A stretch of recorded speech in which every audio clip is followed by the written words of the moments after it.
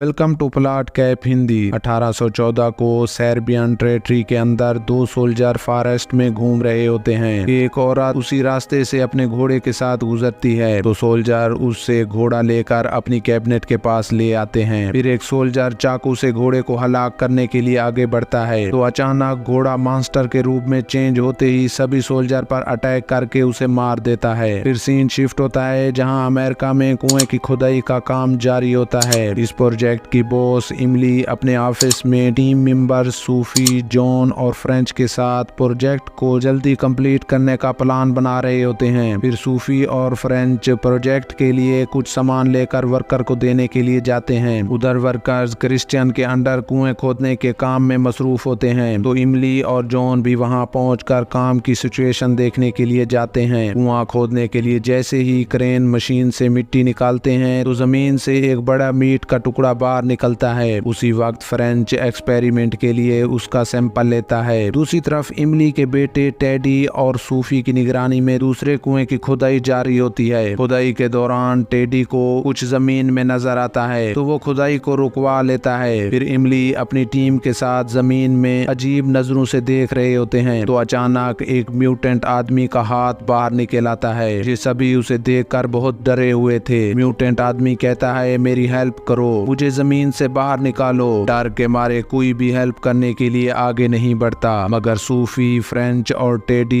ये उसे जमीन से बाहर निकालकर पानी पिलाते हैं। उसके बाद सभी टीम वाले इकट्ठे होकर म्यूटेंट आदमी के साथ खड़े होते हैं। फ्रेंच उसका डीएनए चेक करने के लिए इंजेक्शन के जरिए सैंपल लेता है तो उसी वक्त कान से मॉन्स्टर बाहर आकर वापस चला जाता है। सभी ये मंजर देखकर बहुत डर जाते हैं और कोई भी वर्कर्स उसके साथ खड़ा रहना पसंद नहीं करता मगर इमली उसके पास रुककर बातें करती है। उसी वक्त जॉन म्यूटेंट आदमी के लिए खाना लेकर आता है। फिर इमली वहां से चली जाती है। म्यूटेंट आदमी खाना खाने लगता है। जॉन अपनी जेब से चाकू निकालता है। म्यूटेंट आदमी जॉन से चाकू मांगता है मगर जॉन चाकू देने से इनकार कर देता है तो म्यूटेंट आदमी उसी वक्त जॉन से चाकू छीनकर अपनी गर्दन पर मारता है जिससे उसके अंदर छुपा मॉन्स्टर बाहर निकलकर वापस उसके जिस्म में चला जाता है। जॉन और म्यूटेंट आदमी के दरमियान लड़ाई शुरू हो जाती है। लड़ाई के दौरान म्यूटेंट आदमी के अंदर छुपा हुआ मॉन्स्टर चेहरे से निकलकर जॉन के मुंह में चला जाता है जिससे फौरन म्यूटेंट आदमी खुद ब खुद राख होकर मर जाता है। फिर जॉन वहां से अपनी टीम के पास जाकर सारा वाकया बताता है। जब जॉन अपनी टीम को म्यूटेंट आदमी की लाश दिखाने के लिए आता है तो वहां सिर्फ उसकी हड्डियां पड़ी होती हैं। ये सब देखकर वो हैरान हो जाते हैं। टेडी जॉन से पूछता है कि कहीं वो म्यूटेंट तुम्हारे अंदर तो नहीं घुस गया। जॉन उसे ना में जवाब देते हुए गुस्से में वहां से चला जाता है। फिर रात सभी टीम मेंबर इकट्ठे होते हैं तो फ्रेंच उन्हें बताता है, मैंने उसका डीएनए टेस्ट किया तो वो भी आम आदमी की तरह नॉर्मल था। दूसरी तरफ जॉन क्रिश्चियन को बताता है, म्यूटेंट आदमी के चेहरे से एक अजीब चीज निकल कर मेरे मुंह में चली गई। क्रिश्चियन जॉन को कहता है, अब तुम भी इस आदमी की तरह बन जाओगे। उसी वक्त जॉन ने गुस्से में आकर उसे मुक्का मार दिया। फिर वो दोनों आपस में लड़ने लगते हैं। क्रिश्चियन ताकतवर होने की वजह से जॉन की खूब धुलाई करता है। उसी वक्त जॉन के जिस्म से मॉन्स्टर बाहर निकलकर क्रिश्चियन को मारते हुए वापस उसके जिस्म में चला जाता है। फिर सुबह को जॉन क्रिश्चियन की डेड बॉडी दफनाने के लिए वेरान जंगल ले जाता है। फिलिप और मिकी गाड़ी पर उसी रास्ते से गुजरते हुए अपने बॉस जॉन को देखते ही गाड़ी रोक लेते हैं। फिलिप जॉन से कहता है, हम आपको ऑफिस ड्रॉप कर दें। फिर फिलिप की नजर अचानक क्रिश्चियन की डेड बॉडी पर पड़ती है तो वो गन निकालकर जॉन को गोली मारता है मगर जॉन के जिस्म में मॉन्स्टर होने के कारण वो गोली वापस फिलिप को आ लगती है क्योंकि मॉन्स्टर जिसके अंदर जाता है वो आदमी म्यूटेंट बन जाता है और किसी चीज का उस पर असर नहीं होता। फिर जॉन के जिस्म से मॉन्स्टर बाहर निकलता है। मिकी गन से फायर करके जॉन को मारकर मॉन्स्टर को मारने के लिए गाड़ी के नीचे देखता है। उसी वक्त मॉन्स्टर मिकी के जिस्म में घुस जाता है। मिकी गाड़ी से उतरकर खुद को गन से शूट करता है। इसके जिस्म में मॉन्स्टर होने के कारण गोलियां भी असर नहीं करती। इमली भी अपनी टीम के साथ वहां पहुंच जाती है तो मिकी उसे गन देकर कहता है, तुम मुझे मार दो मगर इमली उस पर फायर नहीं करती। मिकी उन्हें बताता है, जॉन ने क्रिश्चियन और फिलिप को मार दिया इसलिए मैंने जॉन को गन से शूट कर दिया था। फिर मिकी टेडी से कह रहा होता है कि मुझे मार दो क्योंकि मेरे अंदर मॉन्स्टर घुस चुका है। उसी वक्त मॉन्स्टर मिकी के चेहरे से बाहर निकलकर वापस अंदर चला जाता है। सूफी ने सैंपल के लिए जॉन का मीट उठाया। सूफी और फ्रेंच ने जब जॉन के सैंपल का डीएनए किया तो मालूम हुआ मॉन्स्टर जिसके जिस्म में भी घुस जाता है, जब तक उस इंसान की मौत ना हो जाए तब तक वो बाहर नहीं आता। इसलिए सब ने फैसला किया कि मिक्की को मार देंगे। जैसे ही मॉन्स्टर बाहर निकलेगा तब उसे भी खत्म कर देंगे। इमली सभी वर्कर को ये बात बताती है, अगर मिक्की को ना मारा गया तो हम सब मारे जाएंगे। फिर सभी वर्कर्स गन्स उठाकर मिक्की को मारने के लिए फॉरेस्ट में ले जाते हैं। फॉरेस्ट में पहुंचकर सभी वर्कर्स एक साथ मिक्की पर फायरिंग करने लगते हैं। फायरिंग से मिक्की तो मर जाता है, मगर मॉन्स्टर मिक्की से निकलकर किसी वर्कर के जिस्म में चला जाता है। जब उस पर दूसरे वर्कर्स फायरिंग करते हैं तो वो वर्कर खुद ब खुद मर जाता है। इसलिए मॉन्स्टर एक एक करके सभी वर्कर्स को मार देता है, मगर एक वर्कर बचकर इमली के पास जाता है। जो वर्कर बचकर इमली के पास जाता है उसके अंदर मॉन्स्टर घुस चुका था। फिर इमली अपनी टीम और वर्कर को साथ लेकर फॉरेस्ट के रास्ते से जा रहे होते हैं तो रास्ते में एक नदी देखकर वर्कर उसके अंदर से गुजरते हुए डूब जाता है। लेकिन जब वो बाहर निकलता है तो एक मॉन्स्टर होता है। नदी के पास खड़ा फ्रेंच ये सारा मंजर देखकर वापस जाने लगता है तो मॉन्स्टर उसके जिस्म में घुस जाता है। इमली फ्रेंच को बचाने के लिए पास आती है, मगर मॉन्स्टर फ्रेंच को मारकर इमली पर वार करके उसे भी मार देता है। फिर सूफी और टेडी अपनी जान बचाकर वहां से भाग जाते हैं और यहीं पर इस मूवी का दी एंड होता है। इस तरह की नई मूवी देखने के लिए हमारे चैनल को सब्सक्राइब करें।